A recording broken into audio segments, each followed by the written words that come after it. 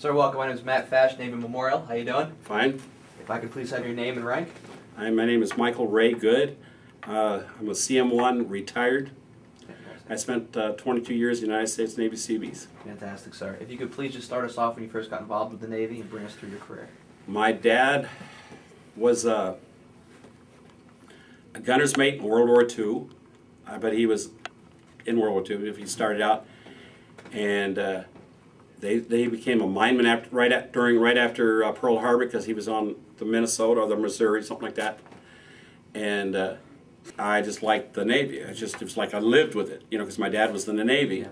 And then I like engines and equipment and all that good stuff. So when I was in high school, my dad asked me he said, "Why don't you join the Seabees? You're going to join the Navy?" I said, "Yeah, we'll join the Seabees." I said, "Okay." So he talked to a bunch of his buddies, and I went over it a couple times, and they talked to me, and I said, "Okay." So I joined the Seabees, and then when I got out of school, graduated from school, I went on active duty, and I spent my whole 22 years. I did probably, I don't know how many different places. I mean, gosh, because I started out, I went to Adak, Alaska, was my first duty station. I was a non-rate, I was an E3. And then I spent like 9 or 10 months up there at NAVSTAY, and then I went to A school for a CM school. I got out of CM school, and I joined MCB 10 right after they got back from the Da Nang deployment. And I spent a little over 3 years with them. I did 2 full deployments with them, 67, 68, and did TET in 68, right out of Way, because I was at Way. And then I went back in 68 again and did the TET offensive in 68, or 69, I mean. Came back to the States, and when I got back into the States, I went back up to Alaska. I was married by that time, and I spent 3 years up at Adak, Alaska, and I was assigned to COMSTAY, and I worked on the generators, power generators, to generate the COMSTAY. Did that for 3 years.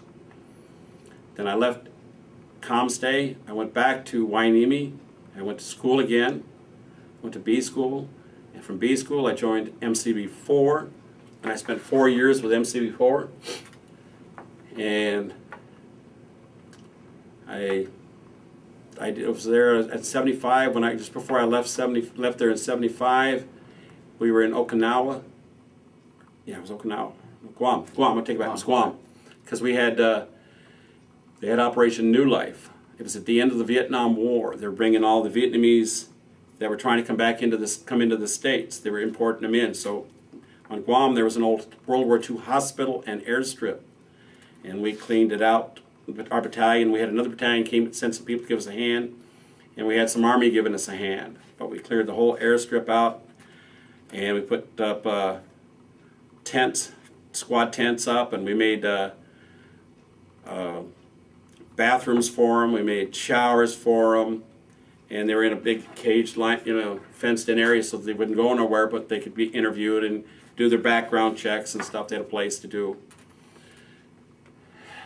Then I was also down in, went down to San Diego. Was down there for a while, about 3 years.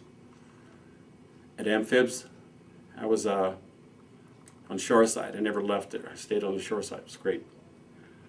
And then I went to Diego Garcia. I spent 13 months in Diego Garcia. I ran the night shop, in the mechanic shop. I ran that. And then I went to a few other places. Like I said, I've been all over the world. I also spent 6 months in Somalia. I was there refueling the aircraft that they were bringing in supplies and stuff for our advisors. And I left there just before Black Hawk Down. And then when I left there, I went back to Spain, because I was coming out of Spain then. And I went to work about 2.5 years in the brig as a brig guard. I didn't even have an NEC for it, but before I left there, I had my own brig section. And I also was stationed in Seattle, Washington, it used to be the old seaplane base, and I was the only military CM there. And I had a friend that was the only EO there, was also my neighbor. He'd been stationed with him 2 or 3 other times, but there my job was as a brig chaser. They'd fly me to Boise, Idaho, Missoula, Montana, all over the east or the west coast over there, picking up deserters. So I did that. Well, it was kind of neat because we were also, at the time, we were wearing the Chiefs uniform. We had that, like the shirt and the tie and the double-breasted jacket and stuff. And it was nice because I could keep white shirt, a new cover for my hat, and stuff in my locker. And then I'd come in on a Monday morning and I'd go to the shop, and they say, well, go to admin. I go to admin and say, where am I going today? I said, well, you're going to Missoula. So I'll be gone for 3 days. And then I come back. Well, don't unpack because you're going to Boise, you know.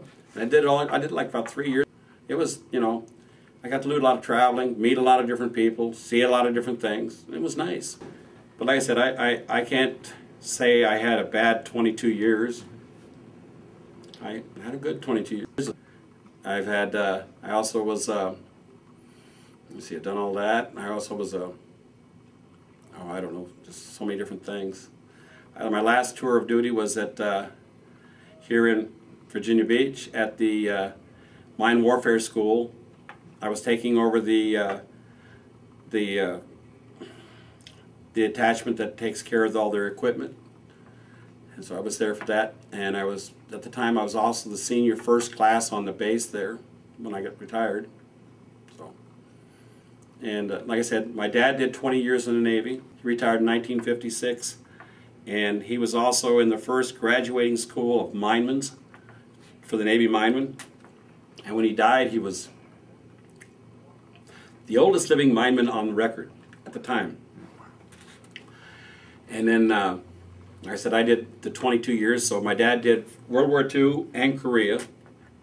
I did Vietnam, and my wife did 23 years.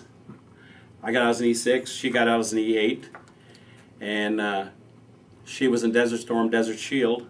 She was on the USS Platte, the only oiler that went in the red zone during the war, and she ran the galley by herself. She was in charge of the whole galley. So like the three of us got like 65 years, and except for the newer wars, we got just about everything there.